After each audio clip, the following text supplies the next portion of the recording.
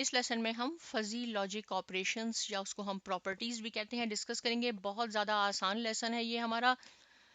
Fuzzy logic के बारे में मैंने आपको लास्ट लेसन में बताया, इसलिए मैं हाईली रिकमेंड करती हूँ कि वो वीडियो प्लीज़ आप ज़रूर देखें, आपका कॉन्सेप्ट बहुत ज़्यादा क्लियर हो जाएगा। और यहाँ कुछ प्रॉपर्टीज़ हैं। यूनियन से हम शुरू करते हैं, जिसको हम और भी कहते हैं, यानी लॉजिकल ऑपरेटर में अगर आप इसको देखें तो हम इसको और कहते हैं। यूनियन क्या होता है, ये जो हमने ग्रेड 5th और 6th में सीखा होता है, क्विकली मैं आपको बता देती हूँ। अगर हमारे पास दो सेट्स मौजूद हैं, इसमें हमारे पास ABCD है और एक B है, इसमें हमारे पास ABE है। अगर कोई आपसे कहे कि आपने इसका A union B find out करना है, तो आप कैसे करते हैं कि जो पहले दोनों में कॉमन है, राइट, जो दोनों में मौजूद है वो आप वन टाइम लिखते हैं। ये हमने वन टाइम लिख लिया। और जो रिमेनिंग रह गए, इसमें C और D रिमेनिंग रह गए, इसमें E रिमेनिंग रह गया, तो इस तरह हम यूनियन बनाते हैं। यानी सारे मेंबर्स दोनों सेट के हम कंसीडर करते हैं, लेकिन जो कॉमन है वो वन टाइम लेते हैं। बिल्कुल यही कॉन्सेप्ट हमने फजी लॉजिक में भी यूज करना है। ये हमारे पास यूनिवर्सल सेट दिया गया है। ये मेरे पास दो सेट हैं, A और B। इसमें क्या है, देखें, ये वैल्यू जो है 12, ये इसमें मौजूद होनी चाहिए, राइट। यहाँ मैंने लिखा है ना ये फॉर्मूला, ये मैं आपको बताती हूँ। X belongs to U। U हमारा यूनिवर्सल सेट है, और ये जो इसके फर्स्ट मेंबर हैं, ये यहाँ पे देख लें, ये देख लें, ये X है हमारा, और ये इस सेट में मौजूद होने चाहिए। ये तो हमारे पास X हो गया। और ये क्या है, ये हमारे पास है म्यू, जिसको हम मेंबरशिप कहते हैं। और मेंबरशिप की वैल्यू क्या होती है, 0 से 1 के दरमियान जितनी भी वैल्यूज हैं, 0.1, 0.2, 0.3 एंड सो ऑन, वो फजी लॉजिक में मैंने आपको बताया। क्योंकि फजी लॉजिक 0 से 1 के दरमियान जो है वैल्यूज, और 0 1 इंक्लूडेड है, उस पर फोकस करता है, जिसको हम कंटिन्यूस वेरिएबल कहते हैं। तो देखें यहाँ ये हमें मेंबरशिप दिया हुआ है। फिर ये 20x की वैल्यू है, ये मेंबरशिप है। 20, ये 25x की वैल्यू है, ये यहाँ से आई हमारे पास, और ये हमारे पास मेंबरशिप है। सिमिलरली B हमने एक सेट बनाया है। फाइंड आउट क्या करना है, A union B, right, A union B। और यहाँ मैंने मैक्स लिखा है। इसका क्या काम है, बिल्कुल वही कॉन्सेप्ट जो मैंने यहाँ बताया। इन दोनों में देखें, ये 12 है, ये 12 है, राइट, इन दोनों में ये कॉमन है। लेकिन इन दोनों में हमने देखना है म्यू जिसका बड़ा होगा वो हम लेंगे, लेंगे एक दफा, राइट। तो हम लेंगे A, लिखेंगे कैसे, इसको हम लिख लेते हैं A यूनियन B, राइट, इसको X कर ले।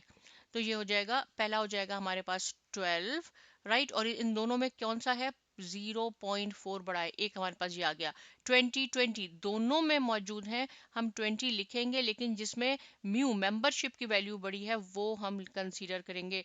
सिमिलरली 25, इसमें ये जो है 0.8 आपके पास ज़्यादा है, इसमें 40 के साथ क्या होगा, ये हम वाला लेंगे, राइट, 0.9 हो गया। और 60 के साथ आप 0.7 लेंगे। अब ये दोनों इक्वल हैं, राइट, दोनों इक्वल हैं, तो 2 टाइम्स नहीं लेना, आपने 1 टाइम लेना है। अगर दोनों इक्वल हैं तो ये हमारा A यूनियन B बन गया। कितना सिंपल हो गया, राइट, मैक्सिमम लेना है इसमें से।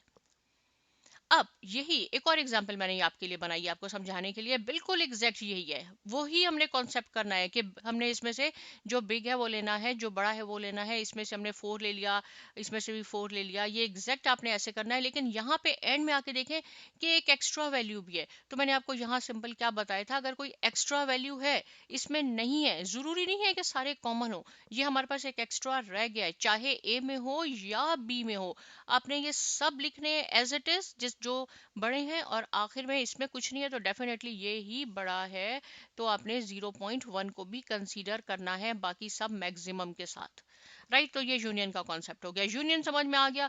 तो इंटरसेक्शन बहुत आसान है, जिसको हम एंड ऑपरेटर भी कहते हैं लॉजिकल में।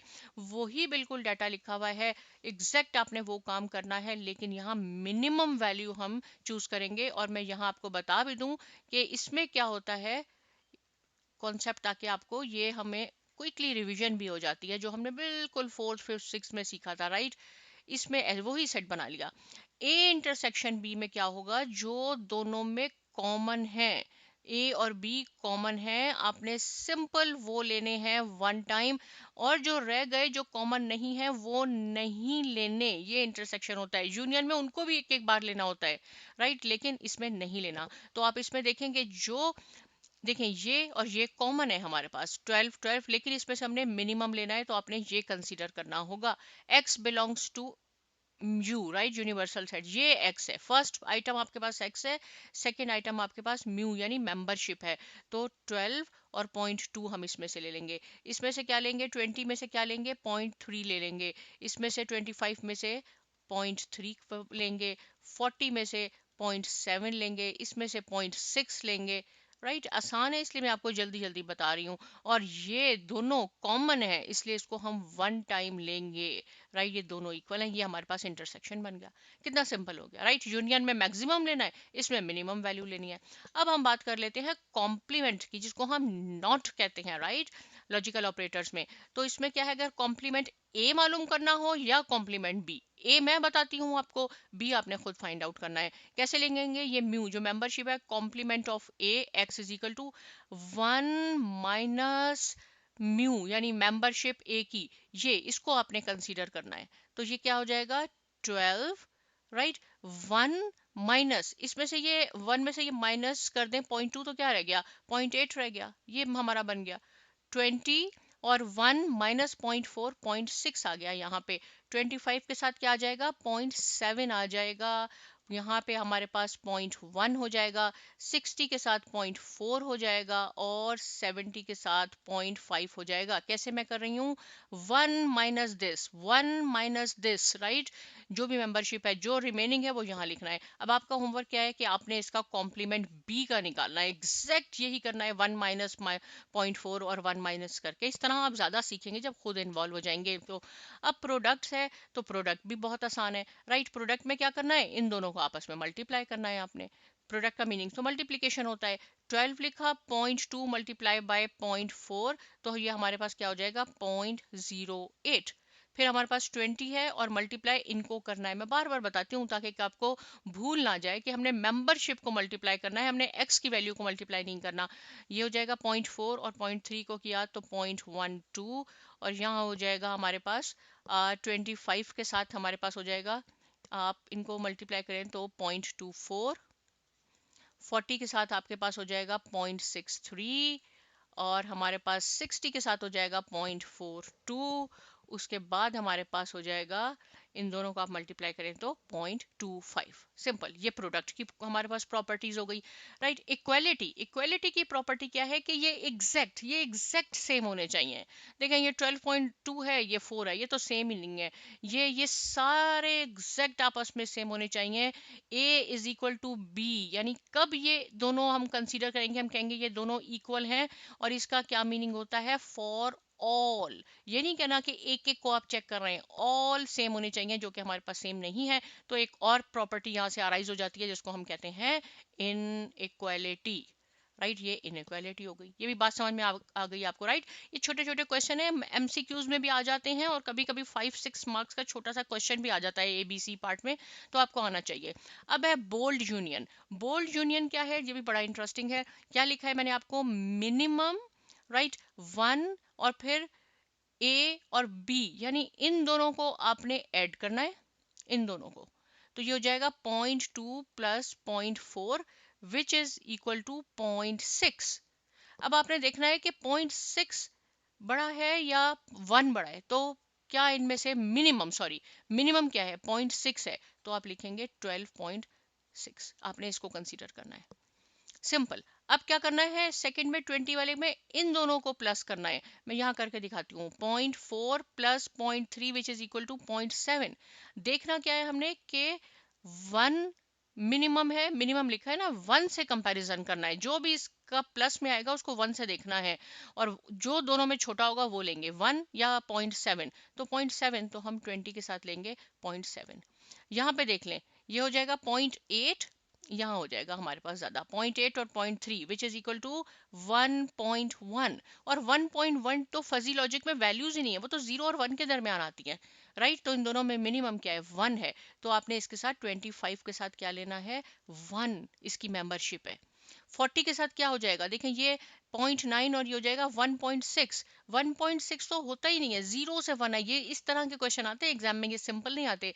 कंफ्यूज बिल्कुल आपने नहीं होना। यहाँ देखें कौन सा मिनिमम है, 1 मिनिमम है, 40 के साथ 1 आ जाएगा, इसके साथ भी 1 आ जाएगा क्योंकि ये 1.3 है, ये भी ग्रेटर है और ये 1 है, तो 70,1 ही होगा क्योंकि ये दोनों इक्वल ही हैं। राइट, तो बोल्ड यूनियन भी मुझे उम्मीद है कि आपको समझ में आ गई। लास्ट है हमारे पास बोल्ड इंटरसेक्शन, और उसमें क्या करना होता है हमें इंटरसेक्शन में कि इन दोनों को आपने वही जो भी मैंने किया था, 0.2 और 0.4 को आप ऐड कर लें, क्या आया, 0.6 आ गया। इसमें से आपने -1 करना है, तो आपके पास आंसर आ जाएगा -0.4। और -0.4 तो फिर फजी लॉजिक में नहीं है, वो 0 से 1 के दरमियान वैल्यूज होती हैं, लेकिन जो भी आपका आंसर आएगा आपने उसको 0 के साथ कंसीडर करना है और मैक्सिमम नंबर लेना है। तो 12 के साथ क्या आ जाएगा, 0 आएगा, -4 नहीं आएगा। यहाँ एक और बात जो फिर करके दिखाती हूँ, 0.4 और 0.3 को आपने ऐड कर लें तो 0.7 हो जाएगा। 0.7 में से -1 करना है, देखें ये मैंने लिखा हुआ भी है ना, ताकि आपको ये फॉर्मूला अच्छी तरह समझ में आ जाए। तो जो जाएगा -0.3, -0.3 है ही नहीं, आंखें बंद करके 0 लिख लें। राइट, लेकिन अगर फिर भी नहीं समझ में आ रहा तो इन दोनों का कंपैरिजन करना है कि इन दोनों में जो मैक्सिमम क्या है, तो हम लिखेंगे 20 के साथ, हमारे पास आ जाएगा 0। राइट, अब 25 के साथ क्या आएगा, ये मैं एक और करके दिखाती हूँ, बाकी आपका होमवर्क है। यहाँ हम देख लेते हैं, ये देखें ये हमारे पास आ गया 1.1, इन दोनों को ऐड करें तो 1.1 में से -1 करना है, तो 0.1 आपके पास आ गया। अब 0 और 0.1 का कंपैरिजन करना है कि क्या बड़ा है, तो 0.1 बड़ा है, यहाँ 0.1 आएगा। एक और भी कर लेते हैं, 1.3, ये आप कर लीजिएगा। Right, 1.3 -1 equal to 0.3। 0 और 0.3 का कंपैरिजन करेंगे तो हमारे पास हम 0.3 लेंगे। 25 के बाद क्या है हमारे पास, 40। राइट, ओके, मैंने आई थिंक ये किया है, तो ये 60 हो जाएगा। ये आपका होमवर्क है, आप ये वैसे ही है, सिंपल ही है। ये हो जाएगा 0.5 और 0.5, ये भी अब आपका होमवर्क है। राइट, 0.5 और 0.5 कितना हो जाएगा, 1 हो जाएगा। तो 0 और 1 में जब आप कंपैरिजन करेंगे तो 1 आपका बड़ा हो जाएगा। तो लास्ट में मैं कर ही देती हूँ आपको, ताकि आप ये ना कहें कि वो आखिर वाला ही मुश्किल था। ये सारे आपकी प्रॉपर्टीज हो गई, कितनी सिंपल है। आप इसकी प्रैक्टिस कीजिए, जो भी MCQs आएगा इंशाल्लाह अब आपका सॉल्व हो जाएगा, उसमें आपने एरर नहीं करनी। लेकिन एक और क्या काम करना है जो आपने भूलना नहीं है, साइमा अकेडमी को सब्सक्राइब करना है, लाइक करना है, शेयर करना है। मिलते हैं नेक्स्ट लेसन में, और बहुत शुक्रिया।